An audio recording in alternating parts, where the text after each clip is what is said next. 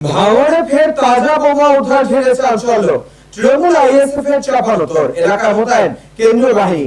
গতকালের ঘটনায় রেশ কাটতে রবিবার আবারও ভাঙড় বিধানসভা এলাকায় তাজা বোমা উদ্ধারের ঘটনায় চাঞ্চল্য ছড়ালো।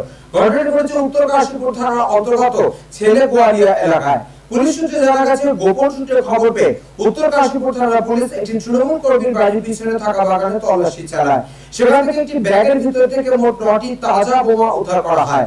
এই ঘটনাকে কেন্দ্র করে এলাকায় তীব্র রাজনৈতিক চাপান্তর শুরু হয়েছে। আইএসএফ এর পক্ষ থেকে অভিযোগ করা হয়েছে, এলাকায় অশান্তি সৃষ্টি করার উদ্দেশ্যে তৃণমূল কর্মীরাই বোমা মজুত করে রেখেছিল। অন্যদিকে তৃণমূল নেতৃত্ব এই অভিযোগ সম্পূর্ণ অস্বীকার করেছে। তাদের দাবি, দলকে বদনাম করার জন্য আইএসএফ কর্মীরাই রাতের অন্ধকারে বোমা রেখে গিয়েছে এবং তার দায় তৃণমূলের উপর চাপানোর চেষ্টা করছে। ঘটনার পর এলাকায় উত্তেজনা ছড়ালেও পরিস্থিতি নিয়ন্ত্রণে রাখতে ইতিমধ্যে উত্তর কাশীপুর থানার পুলিশের পাশাপাশি কেন্দ্রীয় বাহিনী মোতায়েন করা হয়েছে।